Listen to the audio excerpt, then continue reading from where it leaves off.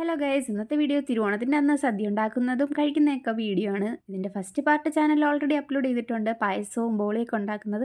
അങ്ങനെ ഇന്ന് ആദ്യം തന്നെ ഞാൻ പരിപ്പ് കറി ഉണ്ടാക്കാമെന്നാണ് വിചാരിച്ചത്. പരിപ്പ് കറിയുടെ ചെറുപയർ പരിപ്പ് എൻ്റെ കയ്യിൽ ഇല്ലാത്തതുകൊണ്ട് തന്നെ 2-3 വീഡിയോ കണ്ടപ്പോൾ പച്ചപ്പയർ ഇതേപോലെ വറുത്ത് മിക്സിയിൽ വന്നിട്ട് അടിച്ചെടുക്കുമ്പോൾ അതിൻ്റെ തൊലിയൊക്കെ മാറിപ്പോയാൽ കറക്റ്റ് ചെറുപയർ പരിപ്പ് കിട്ടുമെന്ന് കണ്ടു. അങ്ങനെ പരിപ്പ് കറിക്ക് വേണ്ടി ആ പരിപ്പ് എടുത്തിട്ടുണ്ടായിരുന്നു. പിന്നെ സാമ്പാറിന് വേണ്ട മലക്കറിയൊക്കെ എടുത്ത് അരിഞ്ഞെടുത്തിട്ടുണ്ടായിരുന്നു. അതിൻ്റെ കൂട്ടത്തിൽ തന്നെ അവിയലിന് വേണ്ടിയുള്ള മലക്കറി അതിൽ നിന്ന് തന്നെ എടുത്തിട്ടുണ്ടായിരുന്നു. അധികം മലക്കറിയൊന്നും ഉണ്ടായിരുന്നില്ല, എന്നാലും ഉള്ള മലക്കറിയൊക്കെ കൊണ്ട് ഞാൻ സാമ്പാറും അവിയലും എല്ലാം വെച്ചിട്ടുണ്ടായിരുന്നു. തിരുവോണത്തിന് അന്ന് വെളുപ്പിന് തന്നെ പായസവും ബോളിയൊക്കെ ഉണ്ടായി കിടന്നപ്പോൾ താമസിച്ചായിരുന്നു. അതുപോലെ തന്നെ എണീറ്റപ്പോഴും താമസിച്ച് പോയിട്ടുണ്ടായിരുന്നു. അതിൻ്റെ ഇടയിൽ കൂടെ എനിക്ക് ക്ലാസ്സും ഉണ്ടായിരുന്നു. അങ്ങനെ കോളേജിൽ പോവേണ്ടി വന്നിട്ടുണ്ടായിരുന്നു. അങ്ങനെ സദ്യ ഉണ്ടാക്കലൊക്കെ പെട്ടെന്നായിരുന്നു, അതുകൊണ്ട് വീഡിയോ എടുക്കാൻ ഒന്നും പറ്റിയില്ല. പിന്നെ ലാസ്റ്റ് പായസം ഉണ്ടാക്കിയപ്പോൾ ചെറുതായിട്ട് വീഡിയോ എടുത്തിട്ടുണ്ടായിരുന്നു. എല്ലാത്തിൻ്റെയും വീഡിയോ എടുക്കണമെന്ന് എനിക്ക് മനസ്സിലുണ്ടായിരുന്നു, പക്ഷേ വീഡിയോ എടുത്ത് ഉണ്ടാക്കുക രണ്ടും കൂടെ ഒരുമിച്ച് നടക്കാൻ നല്ല പാടാണ് ഗൈസ്. അപ്പോൾ പിന്നെ ഫോണൊക്കെ ഒരു സൈഡിൽ കൊണ്ട് മാറ്റി വെച്ചിട്ട് പെട്ടെന്ന് തന്നെ കറികളൊക്കെ ഉണ്ടാക്കിയിട്ടുണ്ടായിരുന്നു. പായസത്തിനായിട്ട് പായസം മിക്സായിരുന്നു ഇട്ട് കൊടുത്തിട്ടുണ്ടായിരുന്നു. ഇത് നാട്ടിൽ നിന്ന് കൊണ്ടുവന്നിട്ടുള്ളതായിരുന്നു. അങ്ങനെ പെട്ടെന്ന് തന്നെ പായസമൊക്കെ റെഡിയായി കിട്ടിയിട്ടുണ്ടായിരുന്നു.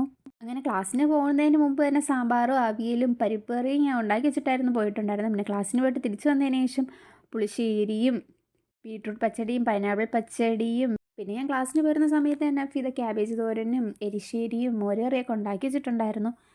പിന്നെ ഇതൊക്കെ ഒന്ന് ചൂട് മാറിയതിന് ശേഷമായിരുന്നു ഇതിൽ തൈര് ഒഴിച്ചു കൊടുത്തിട്ടുണ്ടായിരുന്നത്. ബീട്രൂട്ടിലോട്ടും വെള്ളരിക്കയിലോട്ടൊക്കെ. പൈനാപ്പിൾ കിച്ചടിയാണോ പച്ചടിയാണോ എന്ന് എല്ലാ വീഡിയോയിലും പറയുന്ന പോലെ എനിക്കിപ്പോഴും കൺഫ്യൂഷനാണ് ഗൈസ്. പിന്നെ കലയിൽ കൊണ്ട് നിന്നപ്പോഴാണ് എനിക്ക് മനസ്സിലായത് ചെറുതായിട്ട് വെള്ളം കൂടി പോയിട്ടുള്ള പോലെ തോന്നുന്നുണ്ട്.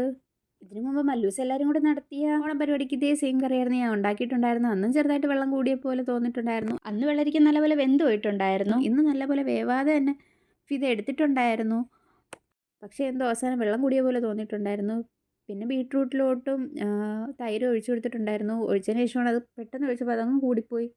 എന്നാലും കലക്കിയൊക്കെ എടുത്ത് വന്നപ്പോൾ അതിൻ്റെ കൺസിസ്റ്റൻസി ചെറുതായിട്ടൊക്കെ ഓക്കെ ആയിരുന്നു. നല്ലപോലെ ഒലിച്ചു പോകുന്ന പോലെയൊന്നും ഇല്ലായിരുന്നു. പിന്നെ 2-3 കറികളിലോട്ട് കടുക് വറുത്തത് ഒഴിക്കാനുള്ളതുകൊണ്ട് ഒരുമിച്ച് തന്നെ കുറേ അങ്ങ് കടുക് വറുത്തിട്ട് ആയിരുന്നു എല്ലാ കറികളിലോട്ടും കുറച്ച് കുറച്ച് വീതം ഇട്ട് കൊടുത്തിട്ടുണ്ടായിരുന്നത്. പിന്നെ ഇതാണ് എരിശ്ശേരി ഗായ്സ്. എല്ലാം വീഡിയോ ഇങ്ങനെ എടുക്കാൻ പറ്റിയിട്ടുണ്ടായിരുന്നില്ല, ഓർമ്മയില്ലായിരുന്നു, എല്ലാത്തിൻ്റെ വീഡിയോ എടുത്തിട്ടില്ലായിരുന്നു. പിന്നെ ലാസ്റ്റ് കടുക് വറുത്ത് കുറച്ച് ബാക്കി വന്നപ്പോൾ ഇനി ഏത് കറിയിലിടുമെന്ന് തോന്നിയപ്പോൾ പുളിശ്ശേരി അവിടെ ഇരിപ്പുണ്ടായിരുന്നു. പുളിശ്ശേരിയിൽ കടുക് വറുത്ത് ഒഴിക്കോ ഇല്ലയെന്ന് എനിക്ക് ഇപ്പോഴും അറിഞ്ഞുകൂടാ. എന്നാലും പുളിശ്ശേരിയിലോട്ടും കടുക് വറുത്ത് ഒഴിച്ചിട്ടുണ്ടായിരുന്നു. പിന്നെ എങ്ങനെയെങ്കിലും ഉപ്പേരി ഉണ്ടാക്കാമെന്ന് വിചാരിച്ചു. അടുപ്പിൽ വെച്ച് ശർക്കര പാനിയിലിട്ട് വറ്റിക്കാനുള്ള കായ ഞാനെടുത്ത് വെറുതെ ശർക്കരയിൽ പാനിയിൽ മുക്കിയിട്ടായിരുന്നു പഞ്ചസാരയിൽ മാവിലോട്ട് മുക്കിയിട്ടുണ്ടായിരുന്നത്. സമയം ഒട്ടും ഇല്ലാത്തതുകൊണ്ട് തന്നെ പെട്ടെന്ന് ഇൻസ്റ്റൻ്റായിട്ട് ഇങ്ങനെ ചെയ്തെടുത്തിട്ടുണ്ടായിരുന്നു. പക്ഷേ കറക്റ്റ് ടേസ്റ്റൊന്നും അല്ലായിരുന്നു. എന്നാലും സദ്യയുടെ സൈഡിൽ ചിപ്സും ഉപ്പേരിയും വേണമെന്നുള്ളൊരാഗ്രഹത്തിൻ്റെ പുറത്ത് എങ്ങനെയെങ്കിലും ഒന്ന് കിട്ടിയാൽ മതിയെന്നും പറഞ്ഞ് ഞാനൊന്ന് ഉണ്ടാക്കിയതായിരുന്നു. ഫസ്റ്റ് ഓണപ്പരിപാടി നടന്നിട്ടുണ്ടെന്ന് ഞാൻ ഉപ്പേരി ഉണ്ടാക്കിയിട്ടുണ്ടായിരുന്നു. അതും ഒരുവിധം സക്സസ് ആയിട്ടുണ്ടായിരുന്നു. കഴിഞ്ഞ വർഷത്തെക്കാളും പുരോഗമനം ഉണ്ടായിരുന്നു ഉപ്പേരി ഉണ്ടാക്കിയതിന്. പക്ഷേ ഇത് പെട്ടെന്ന് ഉണ്ടാക്കിയതായതുകൊണ്ട് ഉപ്പേരി ഉണ്ടാക്കിയിട്ട് രീതിയിലൊന്നും അല്ല ഉണ്ടാക്കിയത്. അതുകൊണ്ട് തന്നെ അതിൻ്റേതായ കുഴപ്പങ്ങൾ ഉപ്പേരിക്ക് ഉണ്ടായിരുന്നു. ഉപ്പേരി ചിപ്സ് ഉണ്ടാക്കാൻ വേണ്ടി ഞാൻ പച്ചക്കാ വാങ്ങിച്ചുകൊണ്ട് വന്നെങ്കിലും അത് ഉണ്ടാക്കാൻ നേരത്ത് അത് നല്ല പഴുത്ത് പോയിട്ടുണ്ടായിരുന്നു. അതും ഒരു കുഴപ്പമായിരുന്നു. പിന്നെ കറികളൊക്കെ സെറ്റായതിനു ശേഷം ഫിദ പോയി വാഴയില മുറിക്കാൻ പോയിട്ടുണ്ടായിരുന്നു. ഫിദയും എൻ്റെ കോളേജിലൊരു ഫ്രണ്ടും കൂടെ ആയിരുന്നു പോയിട്ടുണ്ടായിരുന്നത്. അങ്ങനെ അവർ പോയി വാഴയിലയും മുറിച്ചിട്ട് വന്നിട്ടുണ്ടായിരുന്നു. അതിൻ്റെ ഇടയിൽ നോക്കിയപ്പോൾ ഒരു ഇലയ്ക്ക് എന്തോ ഒരു പ്രത്യേക ഡിസൈനൊക്കെ ഉണ്ടായിരുന്നു. പക്ഷേ ഇതെന്ത് പറ്റിയാണെന്ന് എനിക്കും അറിയില്ല. ആരോ വെട്ടി വിട്ടതാണോ എന്തോ.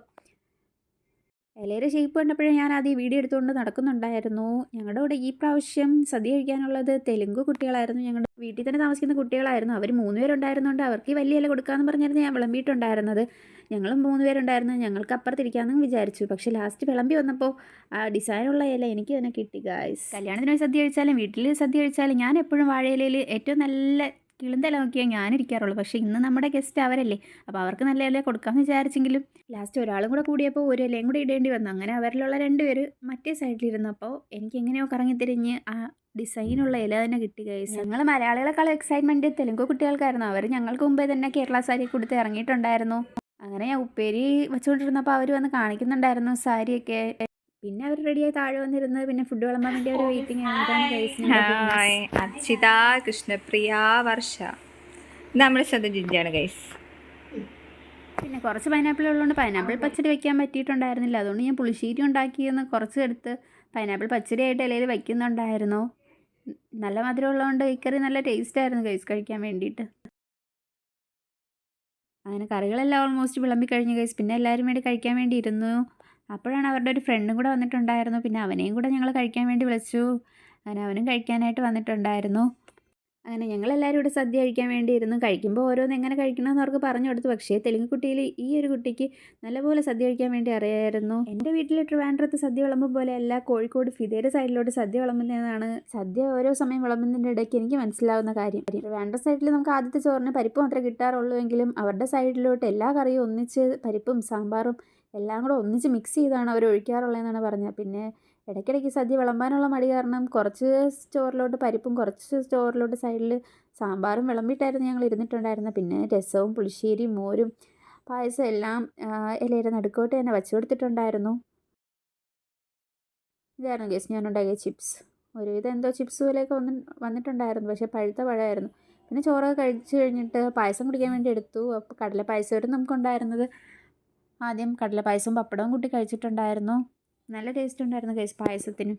വെളുപ്പിനെ കടല പായസത്തിൻ്റെ കടലയൊക്കെ വേവിച്ച് ശർക്കര പാനിയൊക്കെ ഒഴിച്ച് സെറ്റാക്കി വെച്ചിട്ടുണ്ടായിരുന്നു. പിന്നെ ചോറ് കഴിക്കുന്നതിന് കുറച്ച് മുമ്പാണ് തേങ്ങാപ്പാൽ ഒഴിച്ചെടുത്തിട്ടുണ്ടായിരുന്നത്. ഇതിൻ്റെ ഇടയിൽ തന്നെ രാവിലെ ഞാൻ എണീറ്റപ്പോൾ ഈ കടല പായസം ഉണ്ടാക്കിയത് രാവിലെ എടുത്ത് ഫ്രിഡ്ജിൽ വെച്ചിട്ടുണ്ടായിരുന്നു. പിന്നെ നമുക്ക് ബോളിയും കടല പായസം ഉണ്ടാക്കുന്ന വീഡിയോ ആണ് ഇതിനു മുമ്പ് ഞാൻ ചാനലിൽ അപ്ലോഡ് ചെയ്തിട്ടുണ്ടായിരുന്നത്. സത്യം പറഞ്ഞാൽ ഈ വർഷമാണ് തിരുവനന്തപുരംകാർക്ക് മാത്രമാണ് ഈ ബോളി ഉള്ളത്. കേരളത്തിൽ ബാക്കി കോഴിക്കോടൊന്നും ബോളി എന്ന് പറയുന്ന സാധനമേ ഇല്ലെന്ന് ഞാൻ മനസ്സിലാക്കിയത്. പക്ഷേ ഈ തെലുങ്ക് കുട്ടികൾക്ക് ബോളി ഉണ്ട്, പക്ഷേ പായസത്തിൻ്റെ കൂടെ കഴിച്ചിട്ടില്ല എന്നാണ് അവർ പറഞ്ഞിട്ടുണ്ടായിരുന്നത്. ബോളിക്ക് അവർ വേറൊരു പേരിൽ അവർ പറയുന്നുണ്ടായിരുന്നു. അങ്ങനെ പായസവും ബോളിയൊക്കെ കഴിച്ചു. പിന്നെ രാത്രിയായപ്പോൾ ഒന്നും കൂടെ കഴിച്ചിട്ടുണ്ടായിരുന്നു. അപ്പോൾ ഇത്രയൊക്കെയുള്ള വീഡിയോ ഇഷ്ടമായ ചാനൽ സബ്സ്ക്രൈബ് ചെയ്യാൻ മറക്കല്ലേ. അപ്പോൾ thanks for watching. Bye guys.